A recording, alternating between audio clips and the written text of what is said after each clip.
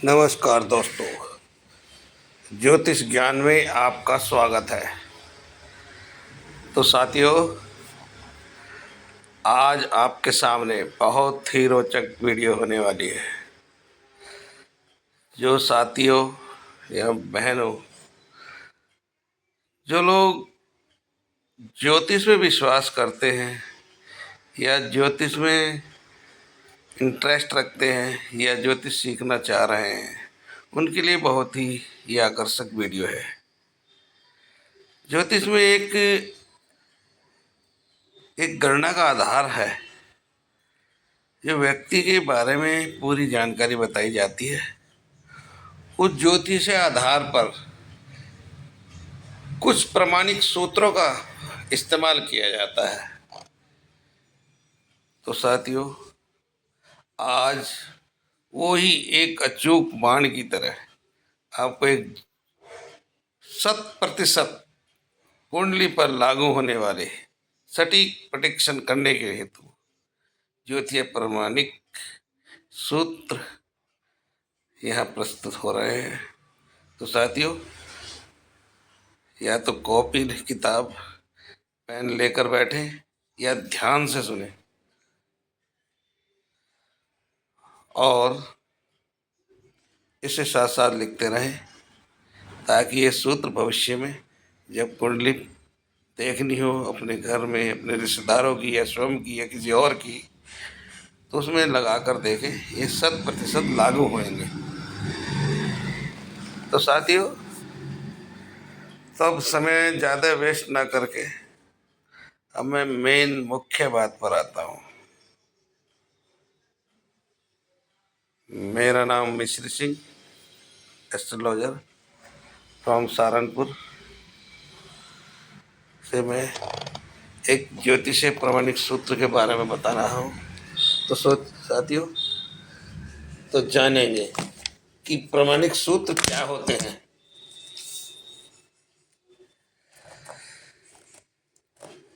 तो साथियों, नंबर 1, प्रमाणिक सूत्र। किसी जातक की कुंडली में यदि दूसरे भाव में यदि राहु है तो जन्म स्थान पर भाग्य उदय नहीं होगा। उसका भाग्य जन्म स्थान से दूर जाने के बाद ही उदय होगा। यह कुंडली कन्या पर लगाकर देखेंगे तो जन्म स्थान पर अगर कन्या रहती है तो वह भाग्य को लेकर हमेशा रोती रहेगी। ये 100% लागू होगा।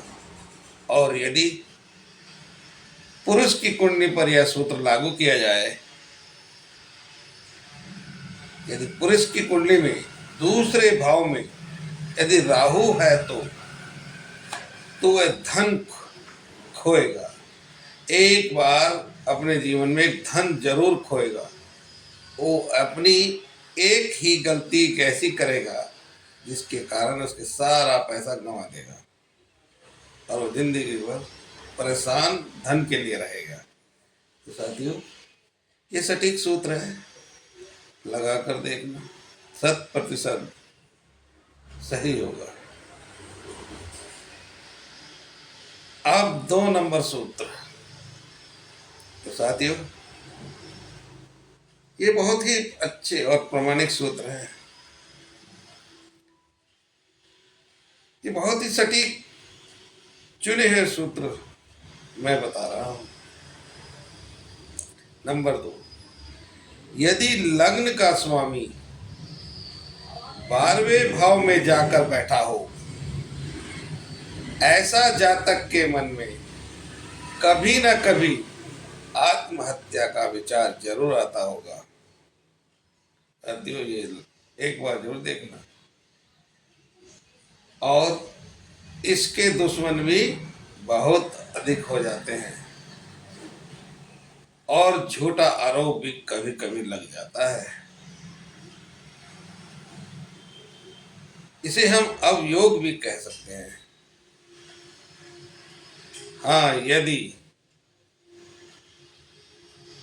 राहु के साथ शुक्र भी बैठ जाए, 12वें घर में यदि राहु के साथ शुक्र भी आकर बैठा हो तो आत्महत्या का तो विचार कभी कभी जरूर आएगा, लेकिन वह बच जाएगा, क्योंकि वह बुरे कार्य भी छोड़ देगा।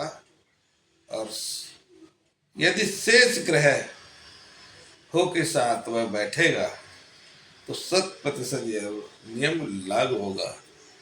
तो साथियों, ये दूसरे नंबर का सूत्र था। अब सूत्र नंबर 3,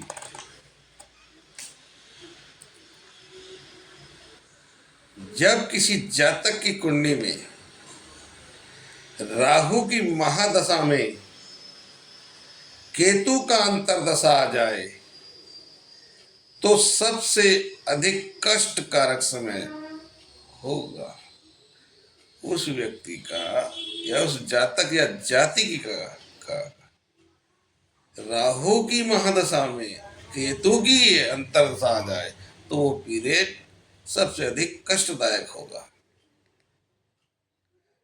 द्वितीय भाव का स्वामी अगर 9th भाव में या एकादश भाव में बैठ जाए, जातक का बाल्यकाल बड़ा ही कष्टदायी बीता है और बाकी का जीवन सुखदायी होगा। तो साथियों, 3 नंबर का सूत्र था। साथियों, अब हम 4 नंबर का सूत्र के बारे में बात करेंगे। साथियों, ये सूत्र बहुत ही गजब के चल रहे हैं, बहुत ध्यानपूर्वक सुनते रहे। जब किसी जातक की कुंडली में लग्न का स्वामी द्वितीय भाव में बैठा हो और द्वितीय भाव का स्वामी लग्न में जाकर बैठ जाए, अर्थात लग्न का स्वामी और द्वितीय भाव का स्वामी का स्थान परिवर्तन हो जाए, तो बिना प्रयत्न के, बिना मेहनत के धन प्राप्त करेगा। ऐसा व्यक्ति धन की कोई कमी नहीं रहेगी, बिना प्रयत्न के उसको प्राप्त होगा। तो साथियों, सूत्र नंबर 5,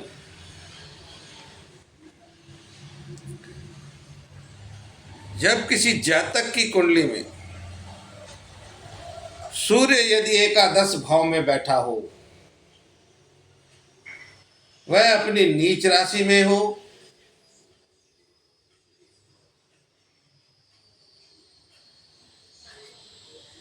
तो यह सूत्र लागू तब भी होगा भाव से पहले प्रधान बाद में राशियां होती हैं। इस व्यक्ति के शत्रु बहुत होंगे, लेकिन परास्त होंगे, सभी शत्रु परास्त होंगे। शत्रु तो बहुत होंगे, लेकिन सामने से वार ना करें, पीछे से करेंगे, फिर परास्त होंगे। ऐसे जातक को पैसे के कारण काम कभी नहीं रुकेगा। तो साथियों, 5 नंबर का सूत्र था। अब सूत्र नंबर 6, जब किसी जातक की कुंडली में अष्टम भाव का स्वामी कहीं पर भी बैठा हो, जब किसी जातक की कुंडली में अष्टम भाव का स्वामी कहीं पर भी बैठा हो, उस पर गुरु की दृष्टि पड़ जाए, मृत्यु घर के स्वामी का संबंध गुरु से बन जाए।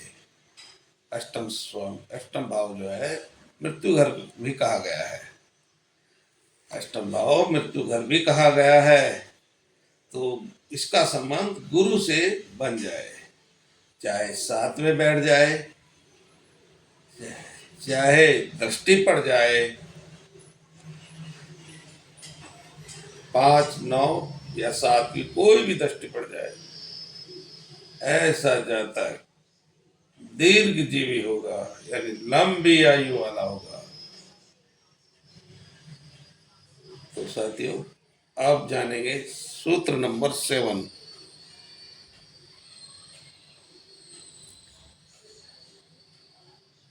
जब किसी जातक की जन्म कुंडली के चौथे भाव में, चतुर्थ भाव में गुरु है,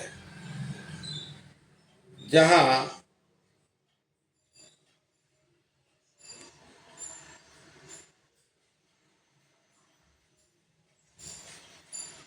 जहां पर जातक रह रहे हैं या रह रहा है, तो उसके घर के पास कोई ना कोई एक मंदिर जरूर होगा। तो उस जातक को बोलना होगा आपको कि भाई जाइए और मंदिर के दर्शन करके आइए। तो जातक सोचेगा ये तो कोई बहुत ही अंतर्यामी है, ज्योतिषी है, और सिद्ध पुरुष है। ऐसा कुछ नहीं, ये उसकी कुंडली बता रही है, ये योग है उसका। गुरु चाहे वो नीच राशि का हो या उच्च राशि का हो या स्व राशि का हो, ये रूल लागू होगा ही। अब सूत्र नंबर 8। तो साथियों, अब सूत्र नंबर 8 जानेंगे। जब किसी जातक की जन्म लगन से शनि का कहीं से संबंध यदि बन जाए, चाहे दृष्टि डाले शनिदेव महाराज, चाहे लग्न में जाकर बैठ जाए, या स्वामी से संबंध बना ले, लग्न के स्वामी से संबंध बना ले, ऐसा जातक पिछले जन्म में लोगों को मानसिक कष्ट दिया है, तो उसके फल स्वरूप, परिणाम स्वरूप उसके हर काम में देरी होगी ही होगी। अंत में काम उसका जरूर हो जाता है। काम में देरी होना इनके काम में सामान्य सी बात होगी।